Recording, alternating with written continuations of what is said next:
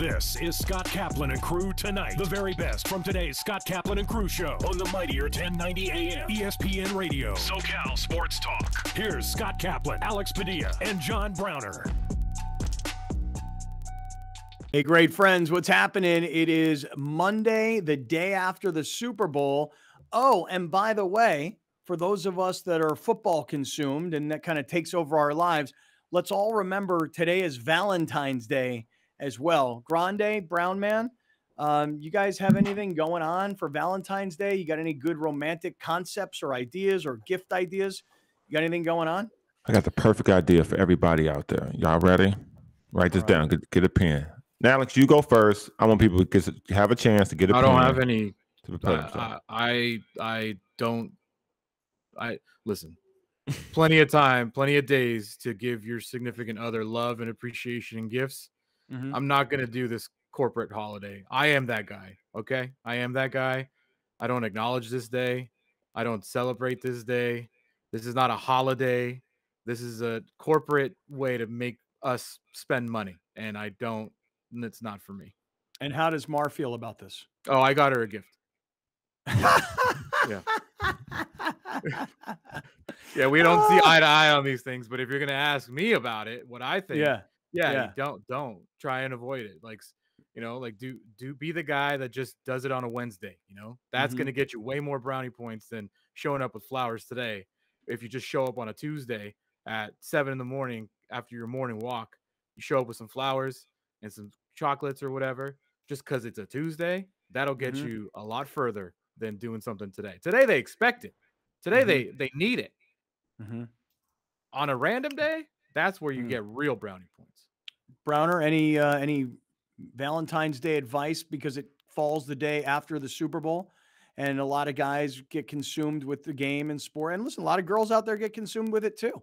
But you have any advice for everybody? I did. Did you guys see this, Browner, before your advice? I'm sure it's going to be something. A lot of guys did a lot of service on Twitter this weekend.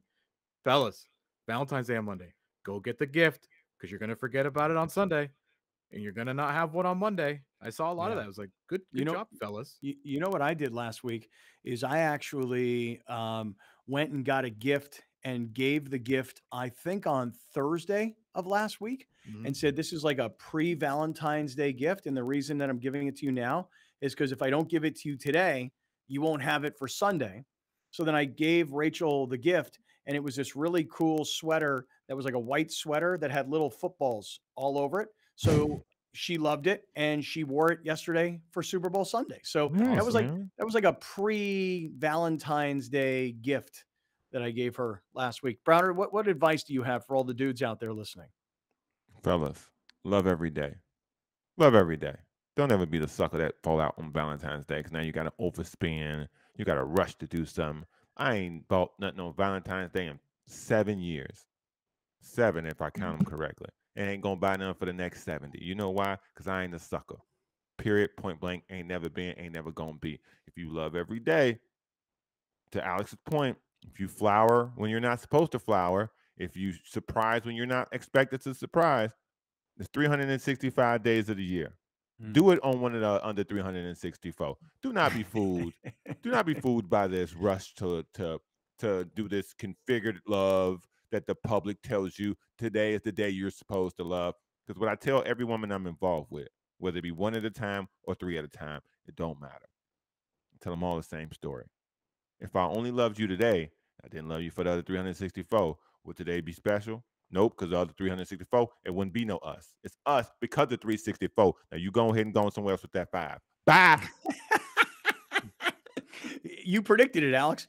It was going to be tremendous advice from Browner. It's similar to mine, but in his own, right, in his own way. Right. We are in the 7 Mile Casino Studios. Just wanted to let everybody know you're looking for something fun to do on Valentine's Day. Maybe you and your girlfriend, you and your wife, you want to go to 7 Mile Casino, go to Sammy's Restaurant and Bar, play some blackjack and poker in a smoke-free environment. Perhaps that's what you're going to do later on today. What were you going to say, Grande? What are your plans this evening, Scott? My problem is that as a single father, I have a child that needs to be picked up at 8 p.m. So it couldn't come at a worse time of the, like if she had to be or picked better. Up Well, maybe. I mean, depends how you look at it. Yeah, it depends on if you subscribe to the Browner thought. I don't think Rachel really needs like the full Valentine's Day. You got to go to a fancy dinner, and I don't think she needs that. But I think she needs, and I want to give her like some attention on Valentine's Day. Yeah. Yeah, wait. See, that's what I'm saying. That's what I'm saying, man. They got you. They sucked you in. Okay, all this 18 million. You got these billboards. You flying back and forth to these snow-capped mountains. You got this elitist life you living. Every day is Valentine's Day, brother. What you mean? You gotta make all these. Oh, my kid. Listen. Go do your thing at 8:00. She get Valentine's Day 364 days of the year, baby. You the perfect person. I'm talking to you, Scotty, baby. Yeah, no, I get it. You, I get it. I get it. I do. What day you don't care? What day you don't care? No, I care every day, Brown. I That's care what I'm talking about. Every day, Brown. Every day. Every day. Every day. You are a caring man. You are a caring man. Yeah. Every day. Going somewhere with that. Yeah. Scott's here for the 365. That's right. Yeah. Don't let her fool you into overpaying for something that you don't need today. No, it's not about paying for it, and it's not about that. I just feel like there's this because you're gonna eat anyway, right? Yeah, you're gonna have to have an eat. You're gonna have to eat. You're gonna eat anyway. You're gonna see it anyway. Gotta eat. Brother gotta eat. Right. Brother needs nutrition. That's right. Gotta build up the stamina. Yeah, that's what I'm saying. All right, let me do this. I got one more thing I want to say. Oh, really? What else? One more thing I want to say. This is direct to the ladies, so this one might get me in trouble. Oh, this is more Valentine's Day. Yeah. Listen, ladies. Let's go back to the 365 theory, okay? Mm-hmm. If you wrap it up and you gave it away on Saturday, don't think because you wrapped it on Monday because it's Valentine's Day, it's a different present. It's the same gift, if you know what I mean. Keep it sexy. That's all. All right, go ahead. I didn't understand what he meant there, but that's you okay. Will. That's okay. You will. That's all right. That's all right. It's all right. All right, listen, let me do this. Let me jump into some thoughts on this game. Super Bowl football season comes to an end, and we're all going to get our lives back, at least on the weekends. Guys, for those of you that are like me, and a lot of your Sunday is occupied by football games, you're about to get your life back. You're about to have a day off. Now, Sunday's not going to be occupied by football games all day long. It's going to be something else that you're going to find in your life. So I'm trying to prepare my mind for the fact that football season has truly come to an end. But let me give some thoughts here on the game. And again, we got a long ways to go. We got a lot of people tuning in on ESPN 1090 on radio. We got a ton of people today that are going to be part of what we got going on YouTube and getting involved in the YouTube conversation. For those of you that want it on your own time, do your own thing, man. Apple, Spotify, and all the audio podcast platforms. And I encourage everybody tonight to come watch the television show on Channel 4 San Diego. So some first thoughts. One, it's interesting to me, the conversations that we now will have about the players that are involved. For example, Matthew Stafford. Matthew Stafford proved to those of us, I say us because I'm a part of this group, who had doubts. At the beginning of the year, the question was, could Matthew Stafford take his statistical greatness from Detroit, and can it turn into wins and leading a team to a Super Bowl and ultimately winning a Super Bowl with the Rams? Because we've seen a guy like Phillip Rivers, and I use him as the example because I think everybody listening will get this. Phillip Rivers, prior to yesterday, you might have looked at Phillip Rivers and Matthew Stafford and said, Phillip Rivers is a better career quarterback than Matthew Stafford is. Just career for career. Today, you will probably think differently about that because Matthew Stafford now has a Super Bowl on his resume, and Phillip Rivers does not and never will have a Super Bowl on his resume. And so when it comes to who's getting into the Hall of Fame, Matthew Stafford has just taken a giant leap forward as a potential Hall of Famer. I think he's in the Hall of Fame. I think when you put up the kinds of numbers that Stafford has in his career, and now you have a Super Bowl championship to go with it, and the storyline will be Stafford played for the Lions for all these years. They were terrible. He'd only played in 3 playoff games through his first 12 seasons. In his first year with the Rams, he was able to elevate them to a place that they had not been before. Yes, we know the Rams had played in the Super Bowl with Jared Goff a few years ago when they lost to New England and Atlanta, but they hadn't gotten back and they had not yet won. Matthew Stafford, not by himself, he's just one piece of the puzzle. But Matthew Stafford's career is so different today than it was a week ago because he's got a Super Bowl on his resume. I'll throw it to you guys. Does Matthew Stafford now having a Super Bowl change the way you think about Matthew Stafford's career? Matthew Stafford is now on the same level to me as Aaron Rodgers. Same level. Same stats, same amount of Super Bowl rings, just more regular season success for one other than the other. Wait a minute. Wait a minute, dog. Aaron Rodgers, 10th most passing yards in NFL history. Matthew Stafford, 12th. Like, there's not a big – I'm talking about as a career whole. Yes, Aaron Rodgers has 4 MVPs. He's going to be considered one of the best of all time. Yeah. But if you look at the numbers, they're the same. Okay. But that's the way that here's my point. It's a stupid example to prove my point. A Super Bowl changes the resume of a quarterback.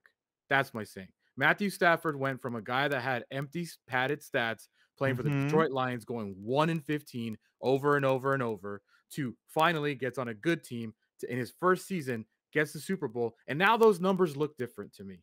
That's my point. The numbers now look different because at the end of it, if you're talking about the end of his career, which who knows, he might play 3, 4, 5, 6 more years. I don't know. When you look at the body of work at the end of it, it now looks completely different because he's got a ring on that finger. Whereas though if he lost yesterday and he doesn't win a Super Bowl, those numbers looked as empty as Phillip Rivers' numbers look. They look a little empty. If the body of work was told at the end as the confetti was falling yesterday afternoon, I don't see him as a Hall of Famer. He had a career in the wilderness with the Lions, so statistically, he was losing all the time, so had an opportunity to build up stats all the time. So what he did when he became a part of a collection of outstanding head coach, front office, offense, and defense, then he was able to win. So I give him credit for being able to win when everything was perfect. The difference between him and Aaron Rodgers, and this is, and as you're speaking statistically, so I'm not jumping on you for going to the statistical route about it. The difference between the two of them is that Aaron Rodgers has consistently been the guy all the time. He lifted up the Green Bay Packers. Because if you put Matthew Stafford on the Green Bay Packers, he doesn't get 4 MVPs. If you put Aaron Rodgers on the Detroit Lions, he still gets 4 MVPs. Oh, see, now this is obviously all based in Aaron opinion. Rodgers opinion based 1,000%. But here's the thing. That goes back to your system thing. Aaron Rodgers got to go somewhere else and prove it. Facts. I ain't fighting that. I'm not gonna fight that. Look, the likelihood of Aaron Rodgers is high now, though. But the likelihood of Aaron Rodgers going to Detroit, if you just took Aaron Rodgers and you put him in Detroit rather than Matthew Stafford, the chances of the Detroit Lions being a real contender are still minimal. And I don't know that Aaron Rodgers is going to win MVP on a team that's 1-15 or 2-14 or 5-11. I'm not so sure Aaron Rodgers is going to win an MVP when your team stinks. Okay, from the quarterback position, how much greater is Tom Brady than Aaron Rodgers? Just from a specific quarterback play position, how much better is Tom Brady than Aaron Rodgers? Incrementally better. Okay, thank you. Tom Brady went to the Bucs, a laughable franchise, equal to the Detroit Lions, and took them to the Super Bowl in a year. Really. The Bucs won a Super Bowl before. Yeah, the Bucs had won a Super Bowl in 2003. Now, granted, that's still 20 years ago. Thank you. And give me before. No, but give me after the Super Bowl. Right, but look, all I'm saying is this. To me, here's my opinion on this story. There are certain quarterbacks, and I'll use contemporary examples. Drew Brees is one of the greatest statistical passers in the history of the NFL. Yes. He's a surefire first ballot Hall of Famer. Yes. But the truth of the matter is this about Drew Brees. He only has 1 Super Bowl ring, and he'd only played in 1 Super Bowl. That's all. Okay? In fact, Drew Brees spent the second half of his career still chasing what he had. He won that Super Bowl, and all he wanted was to get back to the Super Bowl, and he could never get back. And the Saints had plenty of great teams, and they had plenty of opportunities, and Drew Brees and the Saints never got back to the Super Bowl. So in the final analysis as of today, Drew Brees has the same number of Super Bowl rings as Matthew Stafford has. And the same goes for Aaron Rodgers. You know, Alex, that's really interesting to me. I didn't realize the numbers were so close, that Aaron Rodgers is 10th all time in passing statistics in the NFL. And you could maybe even tell us more detail. And to tell me that Matthew Stafford is only 2 quarterbacks behind when he's played less, he's younger, fewer seasons, and always on a bad team. So he's got way more interceptions too, by the way. I'm pretty sure. That's the biggest knock on Stafford is he throws a ton more interceptions. Threw 2 yesterday. He led the league in interceptions this year. Yeah, he had 17 during the season. He also led the league in dropped interceptions at 12. So look, here, but that's a knock. Like, it is what it is.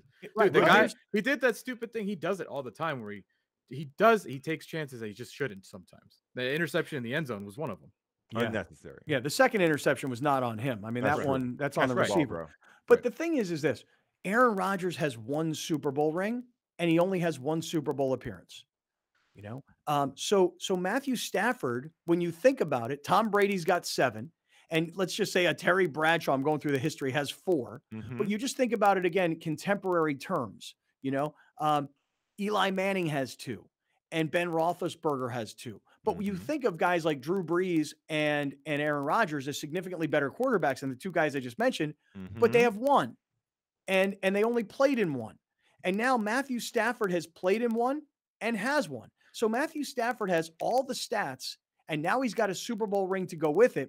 That's the difference between a guy like Stafford and a guy like Phillip Rivers, who, by the way, statistically has better numbers, played longer. So we don't know that his career will end this way, but Phillip Rivers had a great career, great stats, no Super Bowl, Super Bowl appearance. And that's the difference between guy. If you have a Super Bowl, it's a whole different world as a quarterback. The larger point, and it's an unfortunate thing for all the other quarterbacks in this generation, even Peyton Manning, they all played in the generation of Tom Brady that will never be repeated ever again. Like what Tom Brady did in the last 22 years, we will never see again. So these guys are getting judged against what he did. We all thought Patrick Mahomes was going to go on this run of Super Bowls, and he's just not, because it's so hard to get back to the Super Bowl, nonetheless win one. So it's unfortunate that I think, like, when we talk about quarterbacks, you can't talk about Brady because ain't no one going to be Brady. No one's ever going to be Brady. He literally is the best of all time. I don't think it'll ever be touched. Like, people probably said that about Montana, and then Brady came around and eclipsed that like tenfold. So when we talk about Aaron Rodgers, a Matt Stafford, a Drew Brees, like these guys that have won, Russell Wilson, the guys that have won, like those are the guys we have to compare those guys to each other, not to Tom Brady. And that's what I'm kind of doing with the Rodgers Stafford thing. Is the narrative with Rodgers, because he's been on the most successful organization on top of the Patriots. If you go back to the 90s, the Packers have been the most successful regular season franchise 30 years. For my whole life. Yeah, for 30 years. So the narrative is that Rodgers is the GOAT of, or not the GOAT, but like one of the best quarterbacks because he wins a lot of games. Stafford has not had that ability, being on basically the worst franchise of all time compared to the Browns. It's been the Lions. So the narrative changes now for Stafford because the team changed for Stafford. So when I compare Rodgers to Stafford, am I exaggerating the point? Yes, but at the same time, head to head, the one time that Stafford was on a good organization, he took the team. He beat Brady.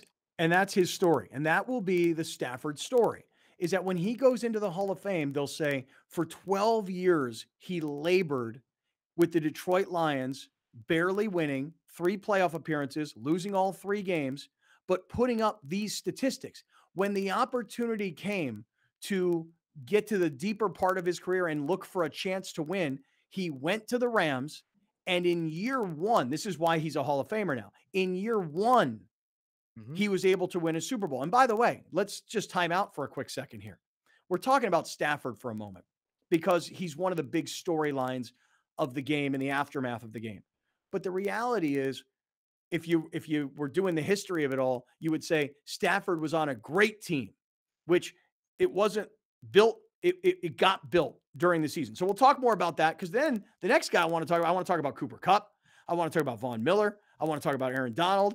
I want to talk about Eric Weddle. I want to talk about Sean McVay. I mean, there's a lot of characters here to go around. Stick around, though, because we're going to get to that. Hey, Alex, I am curious to see what happens today. You're going to go to iThrive MD and get an intravenous bag of vitamins. Is that right?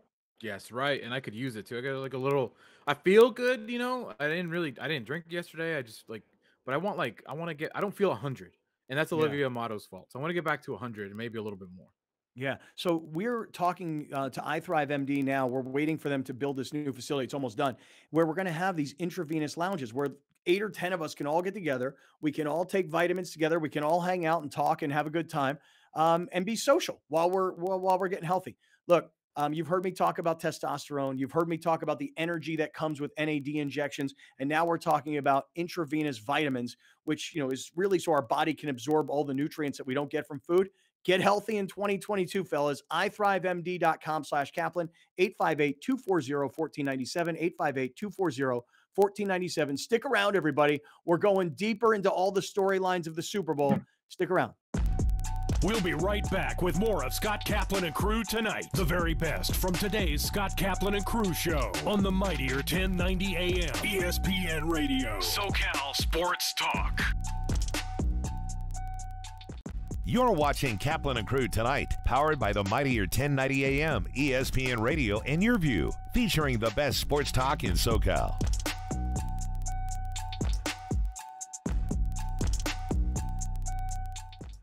Dominating the SoCal radio airwaves for over 20 years. Join Scott Kaplan, Alex Padilla, and John Browner for Kaplan and Crew every Monday through Friday, 3 to 6 p.m. only on the mightier 1090 ESPN Radio, SoCal Sports Talk, and the mightier1090.com.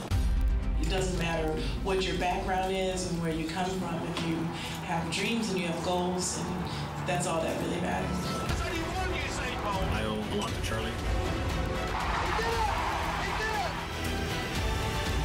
When you black, it's not a movement, it's a lifestyle. This is who we are. The Rising, proudly brought to you by Subaru of El Cajon, an extraordinary experience for everyone. We were the first. We carry the fire that began civilizations, and then we built them. We strengthened a nation, and then we fought for it. We are scientists, poets, and lawmakers. We are artists, leaders, and warriors. And as we gaze toward tomorrow, we leave an indelible mark on the past. Black History Month on Your View is proudly brought to you by Subaru of El Cajon, an extraordinary experience for everyone. Main streets are the heart of our communities, where we connect with our neighbors, support local businesses, and share new adventures. Main Street Living celebrates all of this, bringing you uplifting stories with guests from across the country and your community. Main Street Living covers what's important to you today, from our street to your street. Join Cheryl, Danielle, and Quincy for Main Street Living, Mondays at 9 on Your View. I founded Driveway Auction after working in the automotive industry, becoming a dealer and questioning the process that puts consumers at a huge disadvantage when selling their cars. The big difference between Driveway and the other services is that Driveway works for you. If you've ever tried to sell a car, you know that it's an awful process that makes you either go and meet strangers in parking lots to take test drives or sit at the dealership for hours and hours while they wear you down.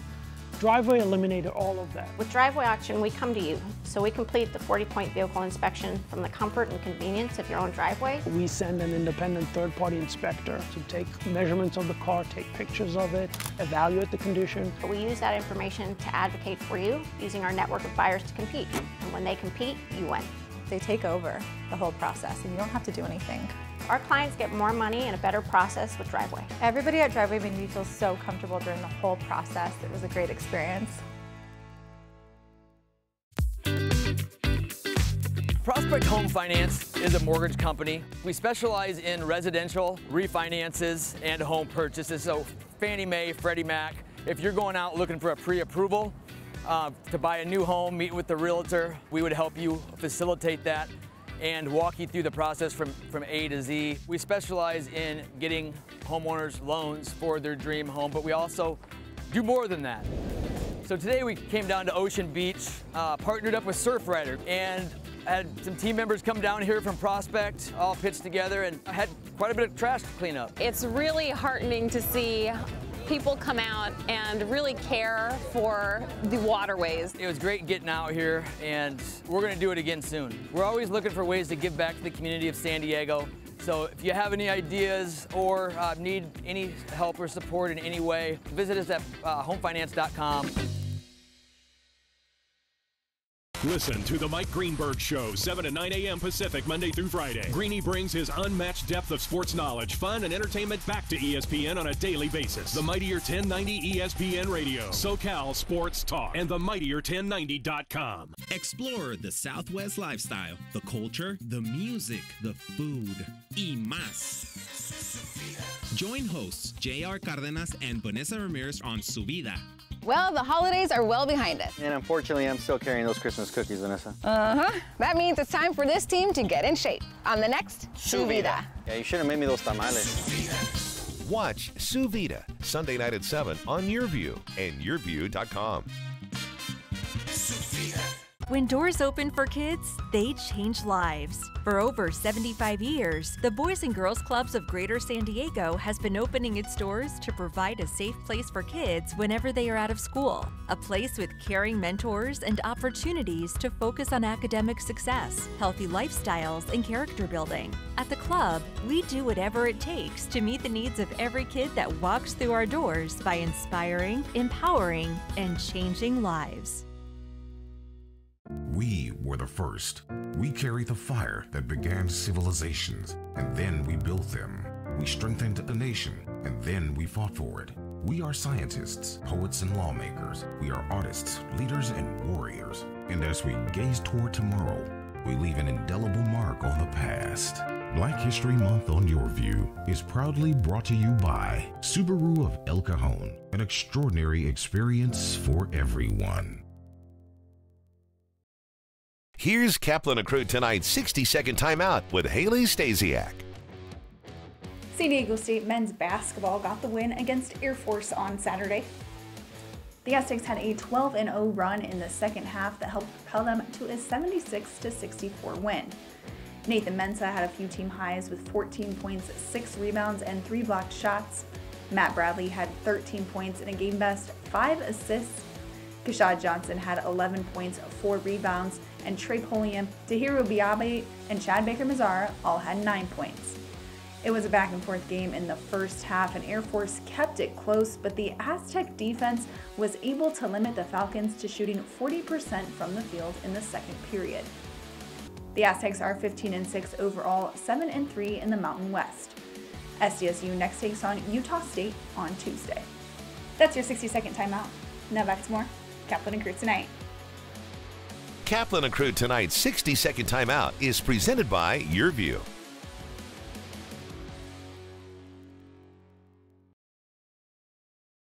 Prospect Home Finance, San Diego's mortgage leader, is celebrating 15 years of happy clients. HomeFinance.com is the go-to resource online or on your mobile device to discover your best home loan options. Hi, I'm Jason Vondrak, CEO at Prospect Home Finance.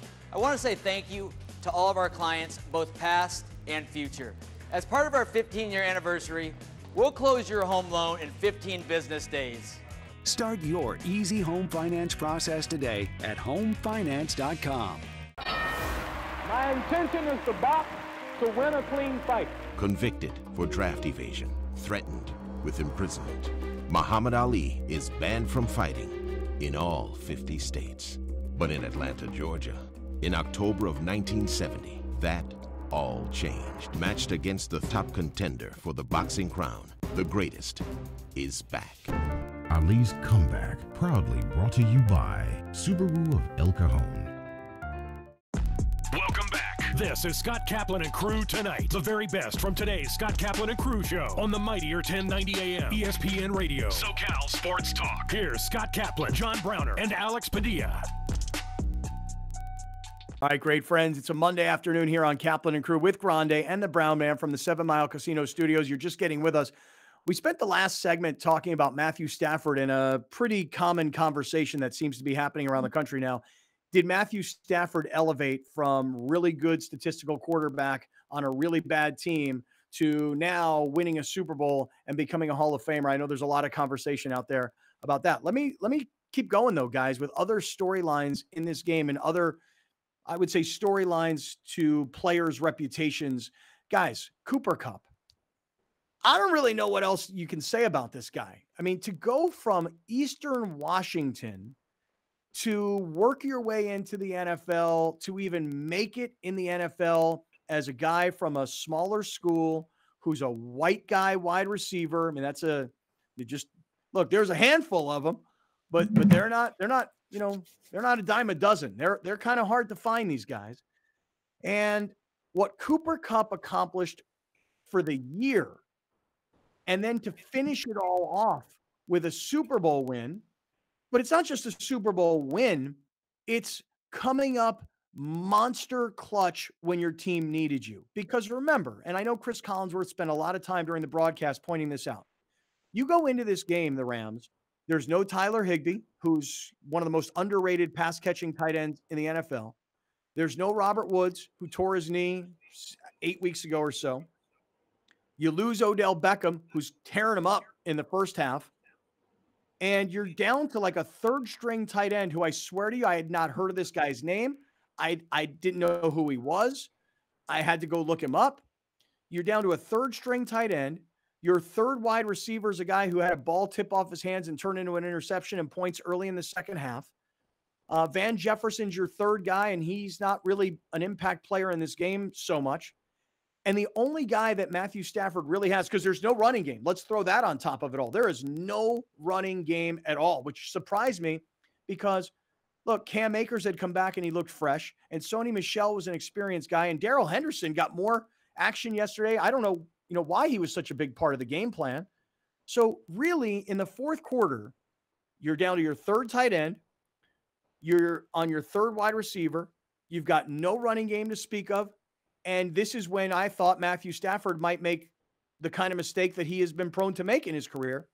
But then something happened where they just got smart and said, look, we win with who got us here. Stafford and Cooper Kupp. Those are the guys that got us here. Those are the guys we got to win with. And without Odell being on the field, who became a monster impact player, it was up to Cooper Kupp to make a play. And everybody knew who was getting the ball. Everybody knew. And yet somehow Stafford was able to deliver, Kupp was able to receive, and then not only does he score the game-winning touchdown, but remember, several plays earlier, there was a defensive holding penalty on a play that he scored on, and there was actually offsetting penalties, which turned a touchdown into replay the down. So Cooper Kupp not only scores what you thought might be the game-winning touchdown, it's negated, and then he comes back and does score the game-winning touchdown. Again, when everybody in the stadium knew who was likely to get the football. So Cooper Kupp, when you look at the numbers, Alex, and you can put them up on the screen for everybody who's watching. We'll read them for everybody who's listening.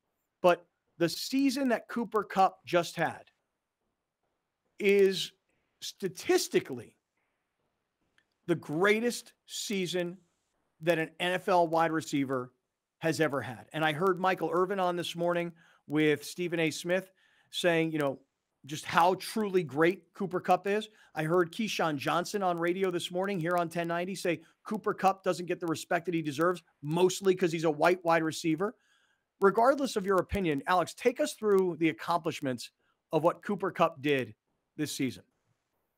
Yeah, sure. You have 178 catches, 2,425 yards, 22 touchdowns. In the regular season, he was the receiving Triple Crown. Those numbers I just said were total regular and postseason. He was unanimous All-Pro, most catches in a single postseason with 33, NFL Offensive Player of the Year, and Super Bowl MVP.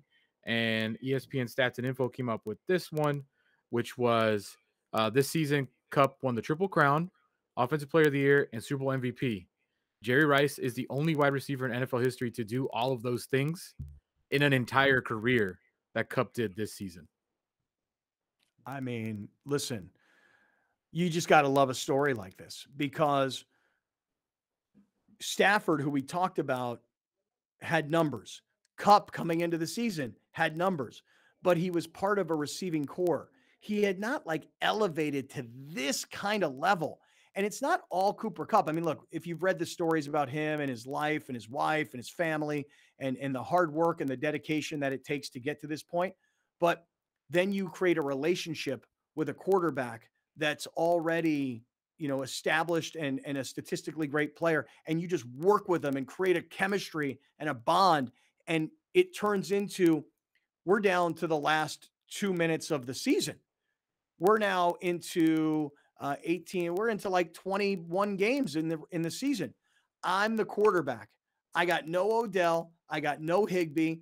Jefferson's not really a part of the game plan. This third string tight end who's making plays that no one's heard of, all these guys, no running game of any kind. I got one guy I can trust, one guy I can count on. That's the guy I'm going to try and get the ball to.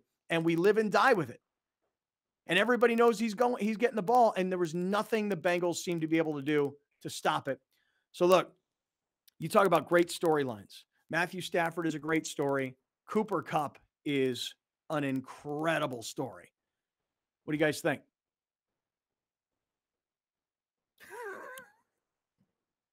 Look at Browner. I'm muted. I'm glad you got all that out. Yeah. I'm so glad you did all that. I'm glad you're happy. I really am. I'm happy. Well, I'm not happy because you say Cooper Kupp is a system wide receiver, and I disagree with that. And I've disagreed with it all year. And frankly, I found it to be disrespectful to the amount of hard work that the guys put in and the accomplishments that the guys created. But that's your opinion. That's cool.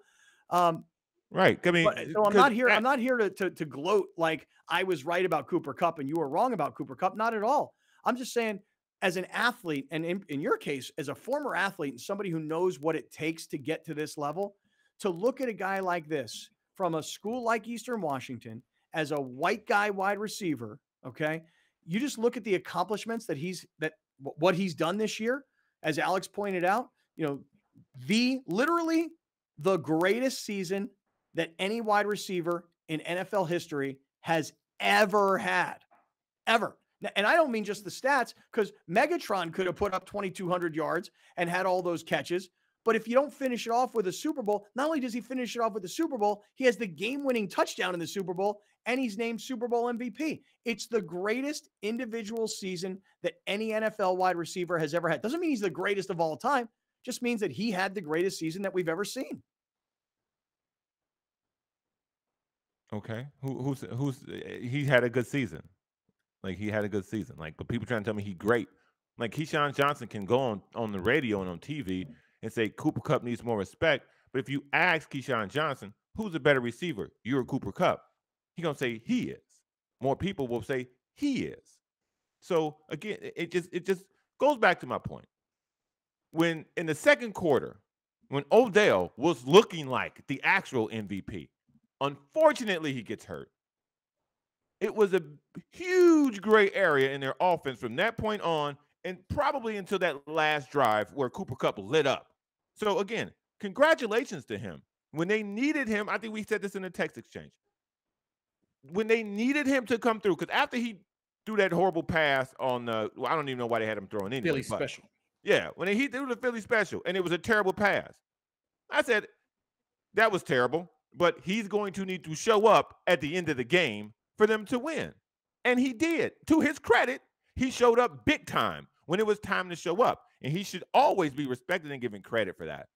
I never said he wasn't good. I said he was a great system receiver, and he did it to the max. All credit to Sean McVay, because let's really have a conversation. You want to give the credit to Cooper Kupp, perfectly fine. I ain't got no problem with that. He showed up big time. Sean McVay, who Alex, myself, has questioned, can he make in-game adjustments? He's got this crazy record of winning the game if he leads at halftime. He got down. It came crunch time. He looked at this sheet and said, these are the 7-8 plays I know we can execute. Run these plays. And that's what they did. They went to the money, and the money showed up. And you got to give him credit. You hear that, Scott? You got to give him credit. He calls Cooper Kupp the money. I give all the credit to Sean McVay for being calm, knowing where to go, and knowing what to do. He used his system to the fullest extent. When he needed every single drop out of the system, he got it. So props to him. Yeah. I want to give somebody some But props. on the other hand, there's that play call. You talk about that Philly special. Why the hell would you have Matthew Stafford on the receiving end and Cooper Kupp throwing rather than the other way around when you had to have this quarterback and this guy's having the greatest year that any receiver's ever had? What the hell are you getting cute for? Until the last drive of the game, McVay was getting roasted. And I mean flamed, as he should have been. He looked desperate. He looked completely unprepared. And listen, you could tell me about Odell Beckham getting hurt and the backup tight end getting hurt. That's Odell what going we've out always affected that game, affected the offensive game plan. Sure, 100%. but that's always what we talk about. As an NFL coach, your job is to expect the unexpected. And for a while there, it just looked like it looked like the game was probably going to end 16-13 for a while. Like nobody was moving the ball. The Rams looked absolutely clueless, and he kept trying to run it up the middle. Like, I understand trying to break the running because you have 3 healthy running backs for the first time in who knows how long. I get that.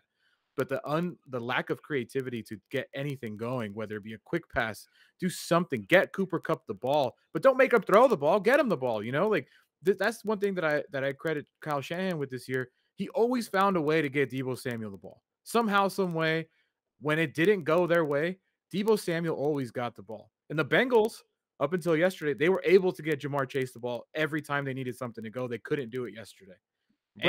It wasn't until the final drive of the game that McVay's like, if we lose this game trying to throw it to Cooper Kupp, I'm down. And so be it. So be it. And that's exactly what they should have done the entire second half. Cooper Kupp should have had like 15 catches in the second half because they had nothing else. But they also had a 4th and 1 call where they couldn't run it, and they ran it to they handed it off to him. He got like 4 or 5 yards. So the idea for them to keep running, that was probably the game plan, and he wanted to stick with it because he always goes away from the run. And in the biggest game, when he needed everything to stay calm, he stuck with the run. Whether it was working or not. McVay was very fortunate yesterday that the Rams defense was up for the challenge. Like, the Rams defense won that game more than McVay won that game. Absolutely. Because they sacked Joe Burrow 7 times. He was under pressure the entire time. I mean, you take away that ridiculous catch that Jamar Chase did, they basically shut him down. Like, if T. Higgins is going to beat us, let's let T. Higgins beat us. And I like that. I always like that game plan. And I respect those game plans where you're like, you know what?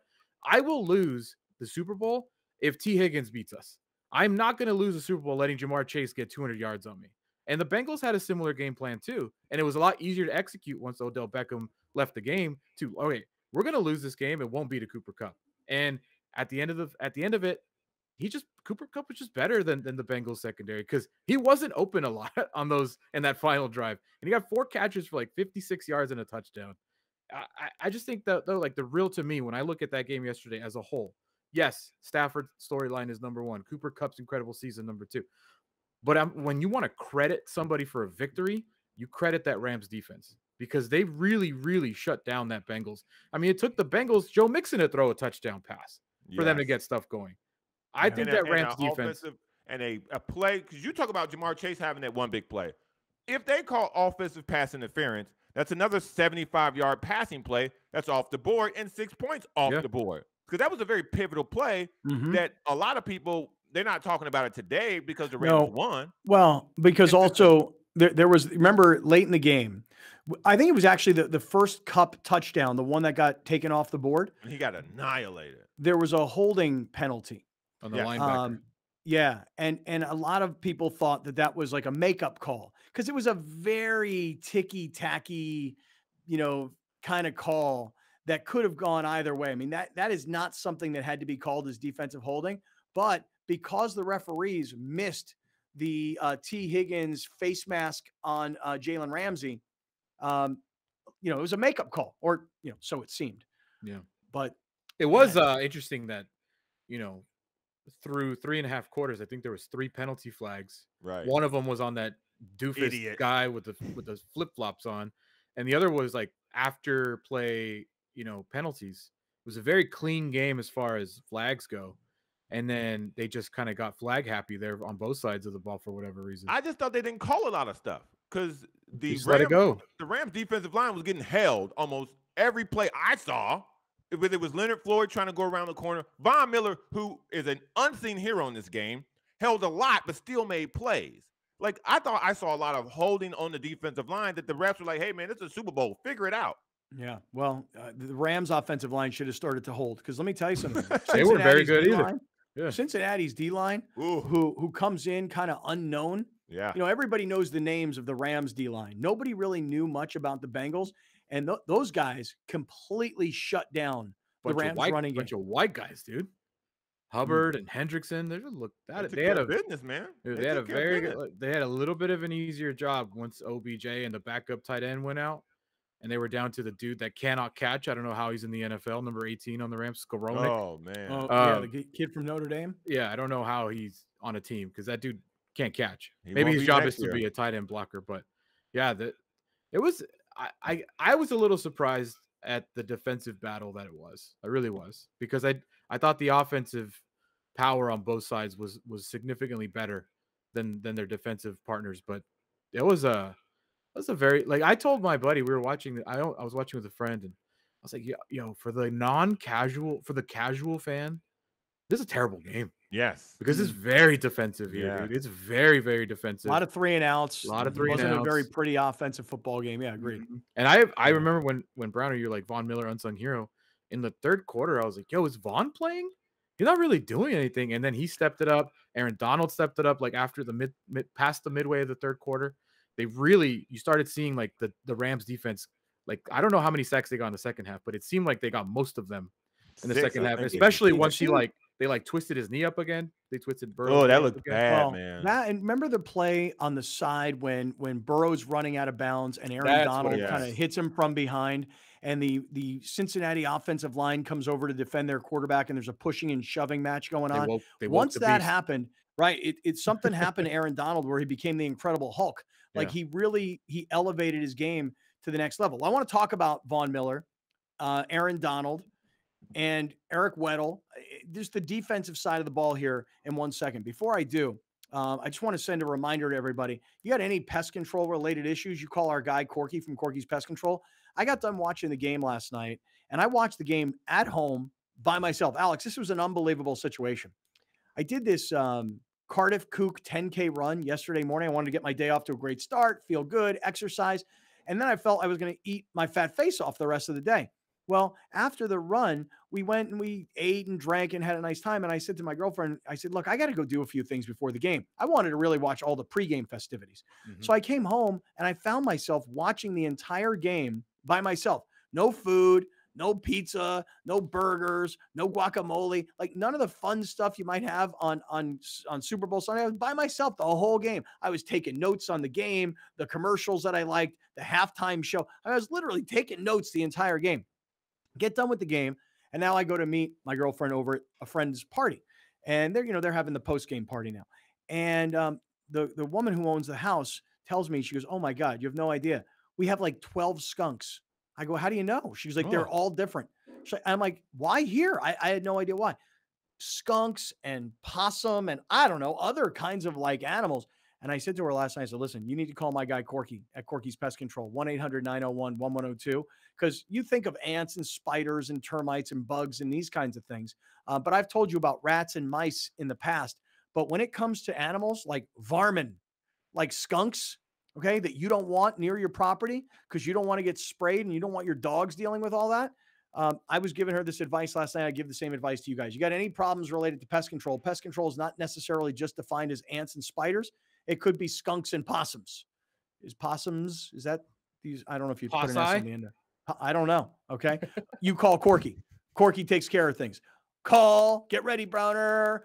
1-800-901-1102. Corky.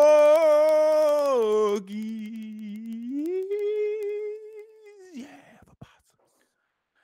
All right, let me talk about Eric Weddle. I'm having a text exchange with Weddle literally as we speak. We got to get him on the show this week at some point. I haven't spoken to the guy in literally years, other than like seeing he texts him at everybody back. How Weddle does? Yeah, he texts Fat Tony back. He texts everybody back.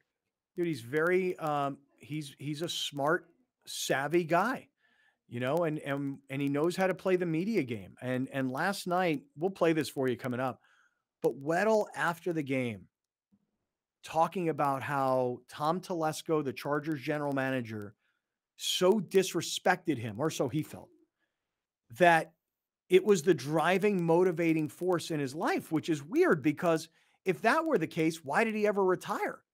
You know, like you would have thought he would have just played until they had to carry him off the field because he was just trying to pursue a football, you know, an NFL championship just to stick it to the Chargers. Because last night, that's what he did. And that's what he said.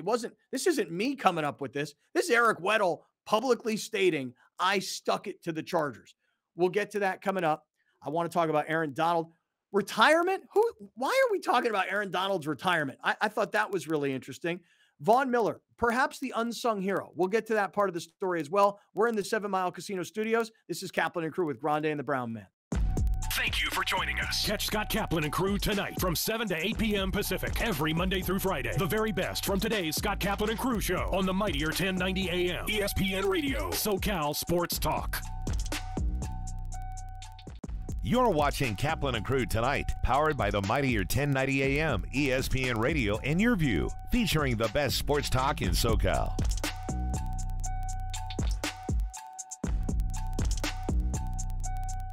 You're listening to the 50,000-watt Powerhouse, bringing you the new generation of radio up and down all of California with a little bit of attitude. This is SoCal Sports Talk, the all-new and mightier 1090 AM ESPN Radio. It doesn't matter what your background is and where you come from. If you have dreams and you have goals, and that's all that really matters. I owe a lot to Charlie. When you black, it's not a movement, it's a lifestyle. This is who we are. The Rising, proudly brought to you by Subaru of El Cajon, an extraordinary experience for everyone. Where did it really begin? For African Americans everywhere, what is the rest of the story? What is our unknown heritage and tradition? I'm Jason Allen Carvel.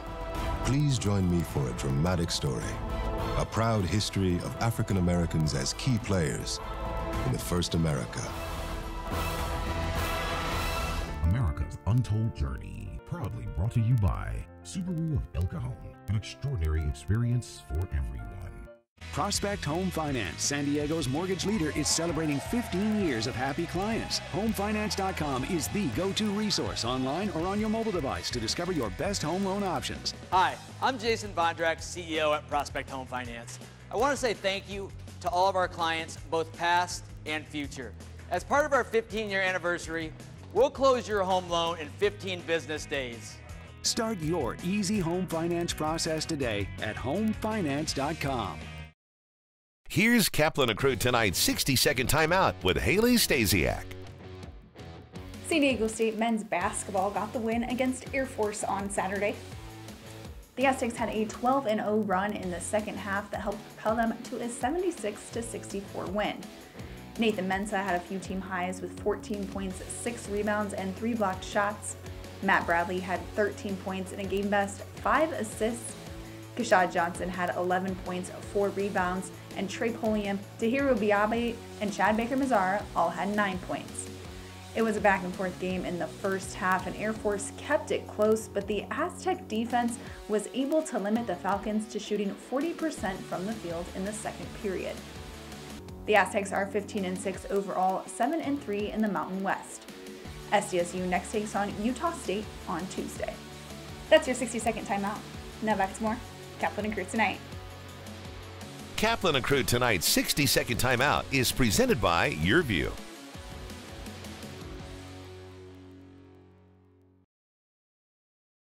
If you're going to count yourself as a fan of this radio station, you'll need to continuously ask yourself one basic question.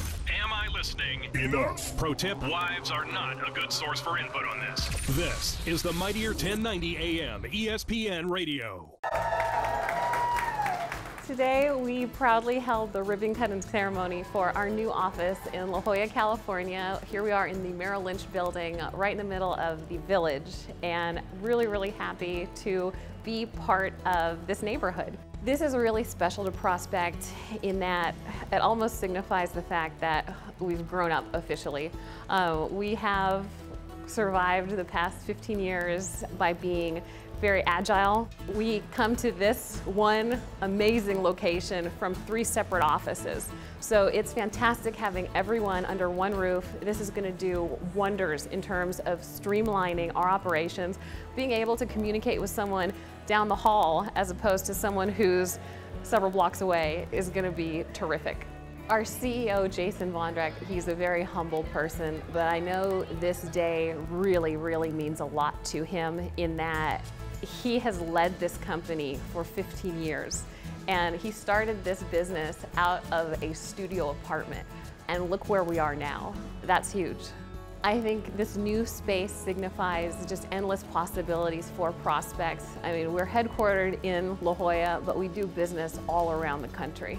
So our goal is to be licensed to offer home financing in all 50 states, and we're well on our way. Prospect Home Finance. Fast, friendly, affordable.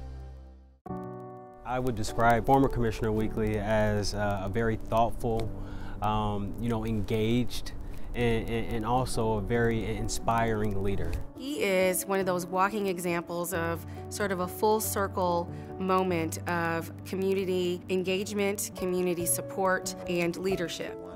I had very humble beginnings, and to see that my life had purpose, or it has purpose, that it's impacting someone else's life, wow, it's an extraordinary feeling. He's definitely paved the path for many in not only District D and the historic West Side, but all across our region. I hope that this inspires some young person who may have had a humble beginning like mine to know that you can make it.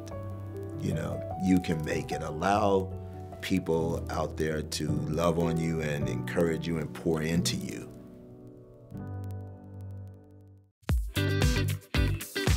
Prospect Home Finance is a mortgage company. We specialize in residential refinances and home purchases. So Fannie Mae, Freddie Mac, if you're going out looking for a pre-approval to buy a new home, meet with the realtor, we would help you facilitate that and walk you through the process from A to Z. We specialize in getting homeowners loans for their dream home, but we also do more than that.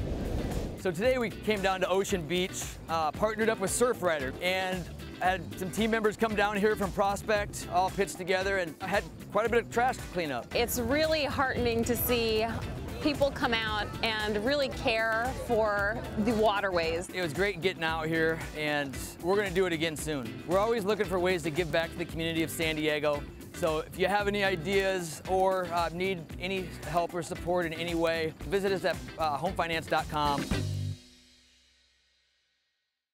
You're watching Kaplan and Crew tonight, powered by the mightier 1090 AM, ESPN Radio, and Your View, featuring the best sports talk in SoCal.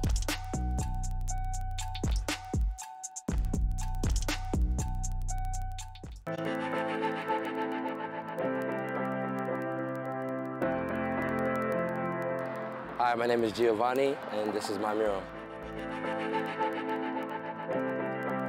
What intrigued me most about this project is that I realized there was not a lot of black street artists, and there was not a lot of black art on walls. So that's what intrigues me the most, is that this is a project that's putting up multiple and plentiful walls of black people on walls. I'm Deborah, and this is my mural. When I was approached about this project as a portrait painter, I kind of like the idea of a challenge. I've done large-scale pieces that were called murals, but I had never done an outdoor mural, and I really love the subject matter. They didn't assign the subjects right off the bat. We had to kind of hear what they were going to do, and I was thrilled. I got to pick it, and this is the one that I was most happy with.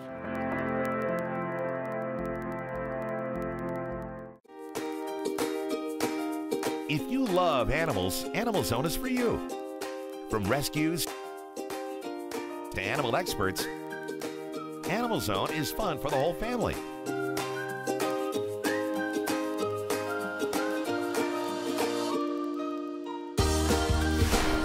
Watch Animal Zone right here on Your View, Saturdays at 8:30 a.m.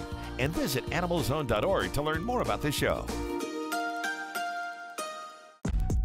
you for joining us. Catch Scott Kaplan and crew tonight from 7 to 8 p.m. Pacific every Monday through Friday. The very best from today's Scott Kaplan and crew show on the mightier 1090 AM. ESPN Radio, SoCal Sports Talk. The holidays are well behind us. Well, I'm still carrying those tamales, cookies, and your rum cake you make, Vanessa. I can see that. So that means it's time for this team to get in shape. Today on Su Vida. So I wore this for inspiration. So I'm never having a rum cake again. I mean, it's delicious though.